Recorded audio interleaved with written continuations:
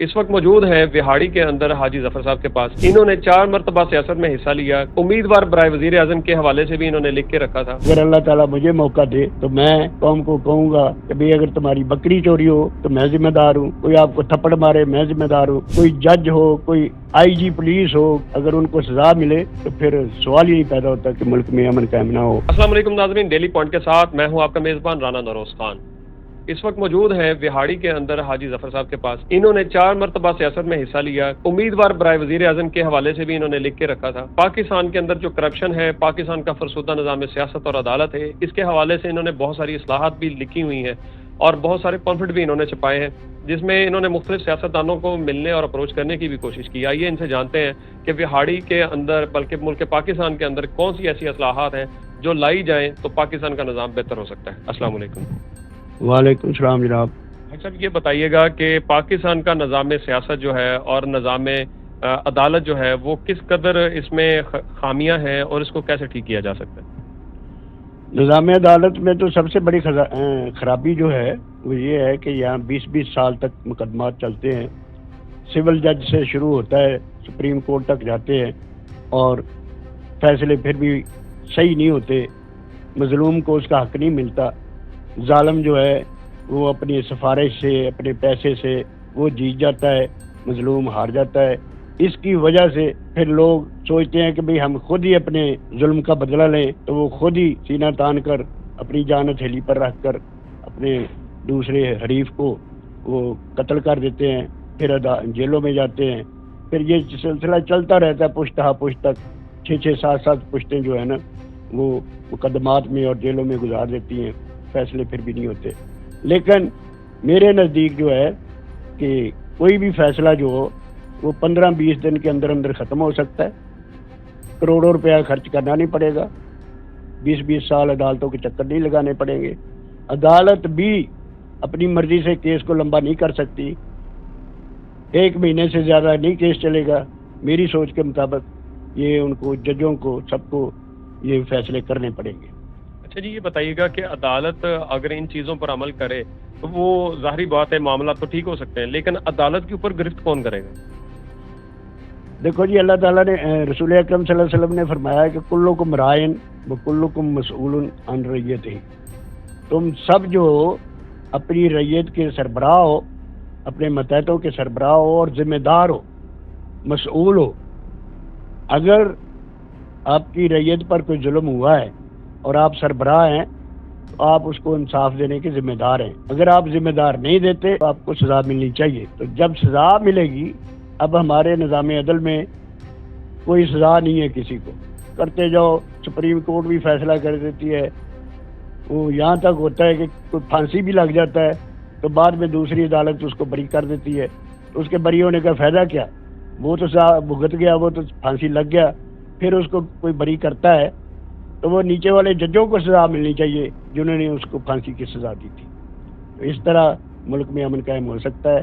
میرا چیلنج ہے کہ اگر اللہ تعالیٰ مجھے موقع دے تو میں قوم کو کہوں گا کہ بھئی اگر تمہاری بکری چوری ہو تو میں ذمہ دار ہوں، تم دروازے کھلے چھوڑ کے سو جاؤ میں ذمہ دار ہوں، چوری ہو میں ذمہ دار ہوں، قتل ہو، کوئی آپ کو تھپڑ مارے میں ذمہ دار ہوں، میں اس کی ذمہ داری لیتا ہوں۔ زبردست جی، یہ تو ایک بہت اچھی اور فکر انگیز بات ہے کہ اگر عدالت کے جج سے غلط فیصلہ ہو تو اس جج کو بھی سزا ملنی چاہیے۔ اچھا، یہ تو ہوگا جی عدالت کا نظام۔ یہ بتائیے گا کہ پاکستان کے اندر اب تک کون سا سیاستدان ایسا تھا جو پاکستان کے مفاد میں رہا ہے؟ پاکستان کے مفاد میں تو ہر ایک نے تھوڑا بہت حصہ لیا ہے، کچھ نہ کچھ اس نے اصلاحات کی ہیں، لیکن وہ جو ہی اترا اس کے اوپر سینکڑوں جو ہے وہ دفعات لگ گئی، اس کے قصور گنائے گئے اور وہ بری ہو گیا اور اس کو چھوڑ دیا، کسی نے اس کو سزا نہیں دی، وہ گھر چلا گیا یا ملک چھوڑ کے ہی چلا گیا۔ جو آتا ہے وہ اپنی حکومت میں پیسے بنائے، اس نے اربوں روپیہ بنایا اور پھر باہر چلا گیا، اس کو پوچھنے والا کوئی نہیں، سزا نہیں ملتی۔ اصل چیز ہے کہ مجرم کو سزا نہیں ملتی، جس کی وجہ سے جرائم ختم نہیں ہوتے۔ اگر سزا ملے، کوئی جج ہو، کوئی آئی جی پولیس ہو، کوئی ایس پی ہو، کوئی فوج کا بندہ ہو، اگر ان کو سزا ملے تو پھر سوال ہی نہیں پیدا ہوتا کہ ملک میں امن قائم نہ ہو اور جرائم ختم نہ ہو۔ میرا کہنا ہے کہ قوم دروازے کھلے چھوڑ کر سوئے، میں ذمہ دار ہوں، اگر کسی کی بکری چوری ہو جائے تو میں ذمہ دار ہوں، کوئی کسی کا گریبان پکڑے گا میں ذمہ دار ہوں، بحیثیت وزیر اعظم ملک کا پاکستان کا میں ذمہ دار ہوں۔ زبردستی۔ اچھا یہ بتائیں کہ اس وقت جو گہما گہمی ہے سیاست کی، ہر کوئی اپنے لیڈر کو ہی سچا مانتا ہے۔ نواز شریف صاحب بھی اس وقت مد مقابل ہیں، اور عمران خان بھی جو ہے لوگ ان کو بھی چاہتے ہیں، اور اس وقت پیپلز پارٹی سے بلاول بھٹو صاحب بھی موجود ہیں۔ آپ کیا سمجھتے ہیں پاکستان کے لیے نجات دہندہ کون ہے؟ میرے نزدیک تو جی یہ وقت کی ڈگڈگی بجا رہے ہیں، قوم کو لولی پاپ دے رہے ہیں، سبز باغ دکھا رہے ہیں، جھوٹے نعرے لگا رہے ہیں۔ انہوں نے کسی اپنی ایک بات پہ بھی عمل نہیں کرنا، اور نہ آج تک کیا ہے۔ 70-75 سال ہو گئے پاکستان بنے ہوئے، اور قوم جو ہے تنزلی کی طرف جا رہی ہے۔ ہم سے بنگلہ دیش الگ ہو کے وہ ہم سے 100 گنا آگے نکل گیا۔ ان کے بینک کے اثاثے جو ہیں وہ اربوں روپے میں ہیں، اور ہمارے پاس اربوں روپے کے قرضے چڑھے ہوئے ہیں۔ جو آتا ہے بس وہ اپنا کمیشن لیتا ہے اربوں روپے، اور باہر کے بینکوں میں جمع کرتا ہے، اور یہاں سے جب فارغ ہوتا ہے تو پھر باہر چلا جاتا ہے، انہیں اپنی جائیدادوں پہ جا کے وہ بیٹھ جاتا ہے، چائنا میں جمع کرتے ہیں پیسے۔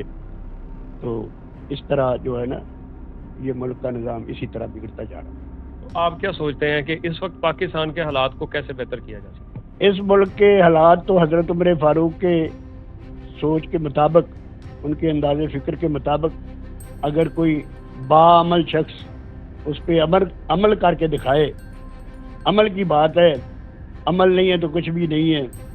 عمل سے زندگی بنتی ہے جنت بھی جہنم بھی، یہ خاکی اپنی فطرت میں نہ نوری ہے نہ ناری ہے۔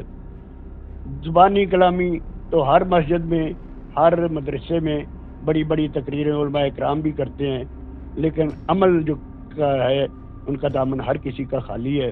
جب قوم ان لیڈروں کو دیکھتی ہے تو وہ کہتے ہیں کہ یہ تو صرف نعرے ہیں، خالی زبانی باتیں ہیں، عمل تو ان کے اندر بھی نہیں ہے۔ تو بات عمل کی ہے، سزا ملے گی عدلیہ سے تو ہر کوئی خوف کھائے گا، کوئی عدالت میں نہیں جانا پسند کرے گا، کوئی تھانے میں نہیں جائے گا، ہر چیز کوئی اپنی آرام سے سوئے گا گھر میں باعزت طریقے سے محفوظ۔ ایک چیز اور جی، کہ آپ نے اب تک کیا واقعی 4 مرتبہ سیاست میں حصہ لیا، اور کیا کبھی کسی بڑے لیڈر کو مل کے آپ نے اپنی اصلاحات پیش کی؟ میں نے یہ 4 دفعہ الیکشن میں حصہ لیا، اس میں کوئی شک نہیں۔ تو بڑے لیڈروں کو میں نے ملنے کی کوشش کی، پنڈی گیا ہوں، وہاں سیکریٹریٹ میں بھی گیا ہوں، لیکن مجھے کسی نے ملنے نہیں دیا۔ وہ کہنے لگے جی آپ اس طرح نہیں مل سکتے، پہلے خط لکھے پھر ہم آپ کو ٹائم دیں گے۔ نہ انہوں نے ٹائم دیا، نہ میں مل سکا۔ بہرحال میرے پمفلٹ جو ہیں، جو میں نے 40 کے قریب لکھے تھے، اپنا سوچ ساری اس میں لکھی تھی، وہ ضرور پہنچے ہیں ان تک، اور مجھے بتایا ہے اداروں نے کہ میری فائل بنی ہوئی ہے سیکریٹریٹ میں، وہاں پنڈی میں سارے میرے پمفلٹ ادھر جمع ہیں، تو میرا ریکارڈ ہے۔ لیکن وہ مجھے پکڑتے نہیں تھے۔ میں نے بہت کچھ لکھا حکمرانوں کے خلاف، لیکن انٹیلیجنس والے مجھے پکڑتے نہیں تھے۔ وہ کہتے تھے جی ہمیں اوپر سے آرڈر یہ ہے، اگر اس کو گرفتار کیا تو یہ لیڈر بن جائے گا، اس کو لیڈر نہیں بنانا، اس کو کہنے دو، اکیلا پھرتا ہے، اس کے پیچھے کوئی پارٹی نہیں ہے۔ پارٹی میں نے اس لیے نہیں بنائی کہ اللہ تعالیٰ کا فرمان ہے قرآن مجید میں، وَاعْتَصِمُوا بِحَبْلِ اللَّهِ جَمِيعًا وَلَا تَفَرَّقُوا، ساری امت مسلمہ ایک جان ہو جاؤ، ایک قالب بن جاؤ، اور تفریق نہ پیدا کرو، فرقے نہ بناؤ، پارٹیاں نہ بناؤ۔ اب امت مسلمہ میں کتنے فرقے ہیں؟ 70-75 پارٹیاں ہیں ملک میں، تو یہ کوئی مسلمانوں کی پہچان نہیں ہے۔ ایک ہی پارٹی ہونی چاہیے، ایک ہی فرقہ ہونا چاہیے، تو پھر جا کر مسلمانوں کی کوئی حیثیت ہوگی۔ اب سارے یورپ میں، امریکہ میں وہ ساری قومیں ترقی کر رہی ہیں، اور ہم لوگوں کی جوتیاں صاف کر رہے ہیں، ہم ذلیل و خوار ہو رہے ہیں۔ ایٹم بم بھی ہمارے پاس ہے، لیکن ہماری کوئی ویلیو نہیں۔ آج جو ہے دشمن جو ہے ہم پر حملے کر رہا ہے، اور ہم ان کا بس کوئی جواب نہیں دے سکتے۔ وقتی طور پر دکھانے کے لیے تھوڑی بہت کر لیتے ہیں، لیکن وہ حل نہیں۔ دشمن کو جرأت کیسے ہو کہ وہ ہم پر کوئی حملہ کرے؟ نہیں کر سکتا۔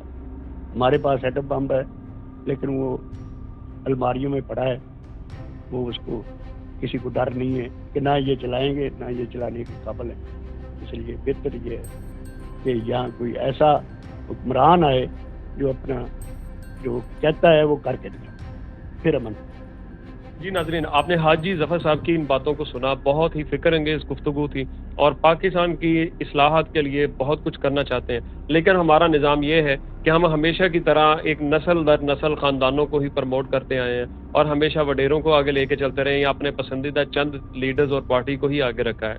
پاکستان کی اصلاحات کے لیے، پاکستان میں اچھے حالات کے لیے کوئی ایسا ایماندار لیڈر ہو جو کہ قرآن اور سنت کے طرز عمل پر چلے، اس کے لیے سب سے پہلے ہمیں قوم کو ایک فکر اور ایک سوچ پر اکٹھا ہونا ہوگا. اسی کے ساتھ مجھے اجازت دیجیے گا. دیکھتے رہیے گا ڈیلی پوائنٹ.